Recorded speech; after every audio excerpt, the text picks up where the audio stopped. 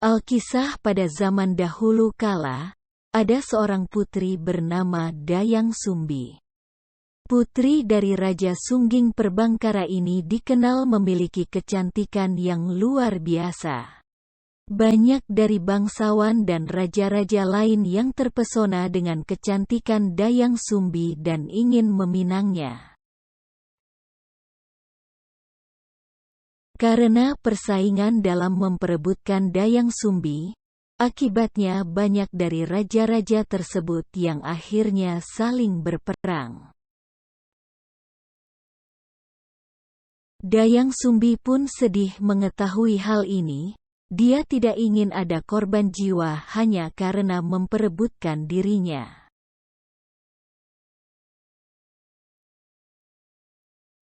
Dayang Sumbi pun memohon kepada ayahnya untuk mengizinkan dia pergi mengasingkan diri dan menghilang, agar para raja tersebut berhenti berperang.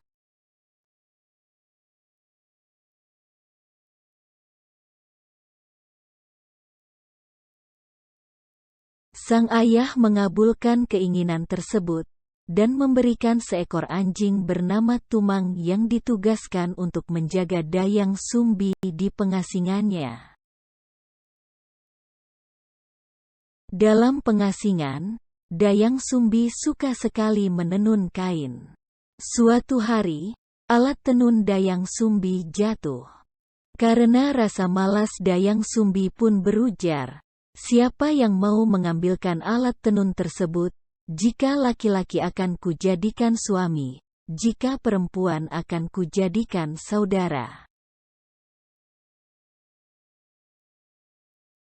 Tumang yang berada di dekat Dayang Sumbi pun mengambil alat tenun tersebut. Termakan ucapannya sendiri, akhirnya Dayang Sumbi pun menikahi Tumang. Namun, tidak disangka ternyata Tumang adalah titisan dewa yang dikutuk menjadi anjing. Dayang Sumbi dan Tumang pun memiliki seorang anak yang diberi nama Sangkuriang. Suatu hari, Dayang Sumbi menyuruh Sangkuriang untuk berburu kijang karena Dayang Sumbi ingin memakan hatinya. Berangkatlah Sangkuriang bersama Tumang menuju hutan untuk berburu kijang. Sangkuriang dan Tumang melihat seekor kijang yang sedang merumput di tengah hutan. Sangkuriang pun menyuruh Tumang untuk mengejar kijang tersebut, namun Tumang tidak menuruti permintaan Sangkuriang tersebut.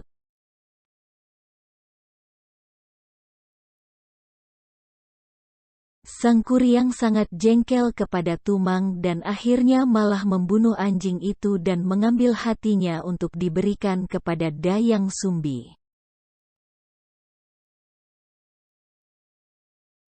Tidak mengetahui bahwa hati yang dibawa adalah hatinya Tumang, Dayang Sumbi pun memakan hati yang diberikan oleh Sangkuriang. Namun selang tak berapa lama, Dayang Sumbi menyadari bahwa hati tersebut sebetulnya adalah milik Tumang. Tak terbayangkan amarah Dayang Sumbi mengetahui hal tersebut, dia pun memukul kepala Sangkuriang dengan gayung hingga terluka. Sangkuriang berbalik marah dan menganggap Dayang Sumbi lebih sayang Tumang dibanding dirinya. Dengan kepala dan hati yang terluka, Sangkuriang akhirnya meninggalkan Dayang Sumbi dan pergi mengembara. Bertahun-tahun pun berlalu semenjak Sangkuriang meninggalkan Dayang Sumbi. Tanpa disadari, dalam pengembaraannya Sangkuriang ternyata kembali ke tempat di mana Dayang Sumbi berada dan mereka pun bertemu. Perubahan fisik Sangkuriang membuat Dayang Sumbi tidak mengenali lagi anaknya sendiri. Sebaliknya, diberkahi kecantikan dan awet muda. Dayang Sumbi masih terlihat seperti seorang gadis muda yang membuat Sang Kuryang tidak mungkin menyadari bahwa dia adalah ibunya yang dulu ditinggalkannya. Sang Kuryang dan Dayang Sumbi yang sama-sama tidak menyadari hubungan darah mereka pun akhirnya saling jatuh cinta sesudah pertemuan mereka tersebut. Mereka pun merencanakan untuk segera menikah. Menjelang persiapan pernikahan, Dayang Sumbi hendak memasangkan penutup kepala ke Sang Kuryang. Terkejutlah Dayang Sumbi melihat bekas luka di kepala Sang Kuryang yang persis dengan luka yang dulu dia berikan ke anaknya. Dayang Sumbi pun menanyakan asal-usul luka tersebut. Sang Kuryang yang tidak menyadari bahwa Dayang Sumbi adalah ibunya sendiri menceritakan bahwa luka tersebut didapatnya dari ibunya yang dulu memukulnya karena membunuh anjing mereka. Terkejut dan juga sedih, Dayang Sumbi menceritakan kepada Sang Kuryang bahwa itu artinya dia adalah ibunya sendiri dan mereka tidak mungkin melanjutkan rencana pernikahan mereka.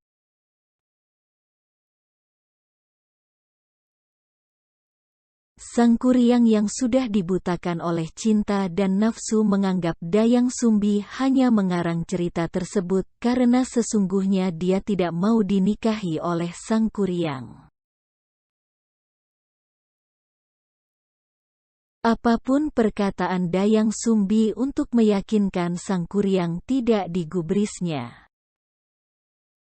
Lelah mencoba meyakinkan Sang Kuryang, Dayang Sumbi akhirnya mengiyakan keinginan Sang Kuryang dengan syarat yang dia anggap akan berat sekali dan tidak mungkin dilakukan oleh Sang Kuryang.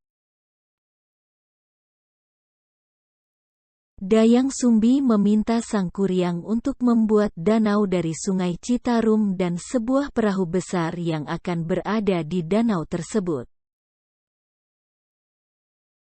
Tidak hanya itu, Dayang Sumbi meminta pekerjaan itu diselesaikan hanya dalam waktu 1 malam saja.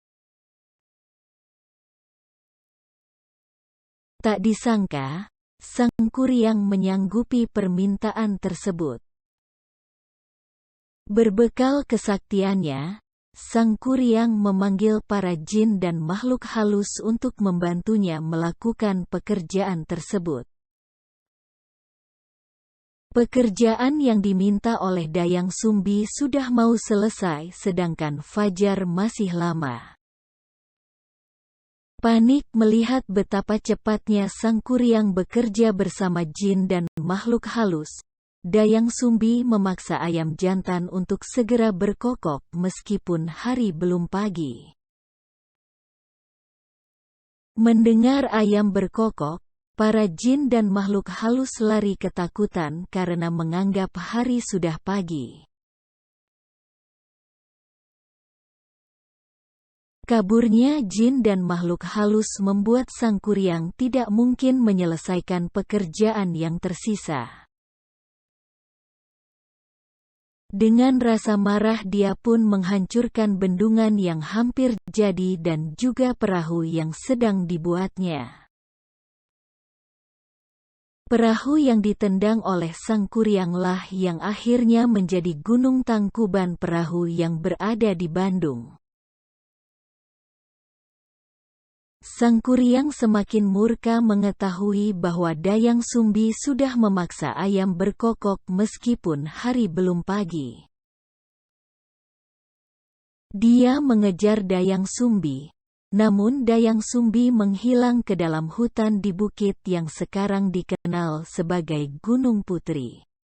Sang Kuryang pun menghilang ke alam gaib dan tidak pernah terlihat lagi.